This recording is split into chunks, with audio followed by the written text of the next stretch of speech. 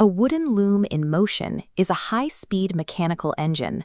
The fabrics produced by these machines across Southeast Asia operate as highly engineered material ledgers. Before mass literacy and digital communication, clothing was the primary medium for encoding and storing data. This map details mainland Southeast Asia, tracing the borders of Thailand, Vietnam, and Burma.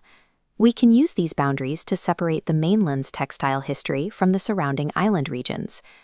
Across these territories, local populations programmed 3 specific types of data into their garments: their technological capabilities, rigid social hierarchies, and precise spiritual utilities.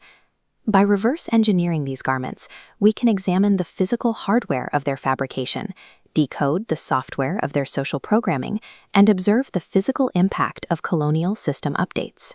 Studying historical fashion in this context becomes a process of decrypting a highly structured nonverbal language. The Squaw Karen people, residing in Burma and northern Thailand, engineered a highly specific method for generating complex geometric patterns.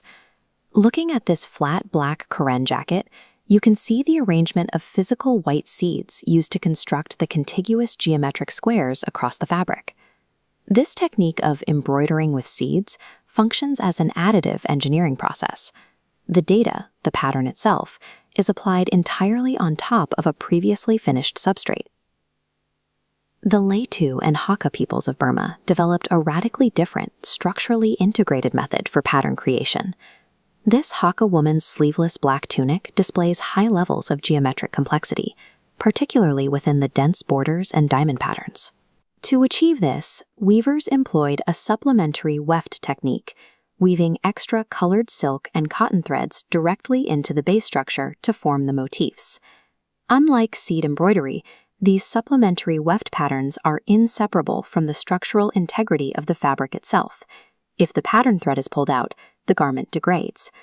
Other regional populations achieve similar structural complexity through resist dye processes, like ikat, resulting in a vast regional library of distinct textile techniques.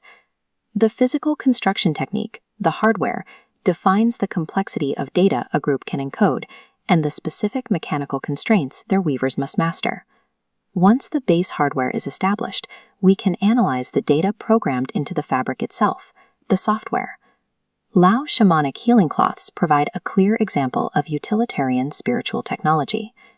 This image shows a dense vertical strip of geometric motifs woven into a shamanic textile.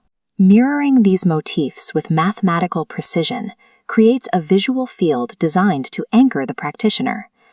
This symmetry isolates the abstracted shapes of mythical animals hidden inside the pattern. This symmetry isn't decorative, it acts as a spiritual map, using rhythmic pattern to stabilize the shaman as they navigate a trance state. By visually balancing the cloth, the weaver creates a protective environment meant to shield the wearer from negative influences during their ritual. Beyond spiritual utility, these garments also functioned as a socio-political broadcasting system, clearly visible in the traditional Lao woman's tripartite skirt. The physical architecture of this skirt divides vertically into 3 distinct horizontal zones, forming a rigid tripartite structure. Specific color and geometric variables drop into these rigid segments, updating the identity profile of the garment. The resulting combination of those 3 segments publicly broadcasted the wearer's precise age, marital status, and hierarchical social rank to anyone who observed it. These garments functioned as a nonverbal broadcast system that simultaneously communicated and enforced complex community structures. While isolated tribal groups maintained their traditional fabrication techniques, dominant national garments were vulnerable to external system updates. The modern Vietnamese áo dye offers a detailed case study of material and cultural syncretism. To understand its evolution, we have to look at the pre-colonial baseline established under the 18th century Nguyen dynasty. The original silhouette consisted of a loose-fitting upper garment with a mandamin collar paired with wide pajama-like pants. The introduction of French colonial occupation brought an abrupt geopolitical variable, importing European economic and cultural domination to the region. Comparing the loose 18th century Nguyen garment on the left with the modern áo dye silhouette on the right shows how French presence altered the clothing. The updated design integrated European tailoring techniques, adding specific structural darts and a heavily fitted waist. This combination of an indigenous aesthetic tradition and imperial structural influence created a completely new hybrid form. The modern Aodai is a material record of this transition. It illustrates how a national identity can be structurally redesigned by an occupying force and yet remain distinctively Vietnamese through the endurance of its core aesthetic markers. To study the textiles of Southeast Asia is to directly read the technological and geopolitical history of the region. Looking at this Batak Ragadu textile, we can see the logic of island weaving techniques encoded in its 3 distinct panels and intricate white geometric stripes. We observe the isolated tribal weaver executing complex supplementary weft algorithms to build structural integrity.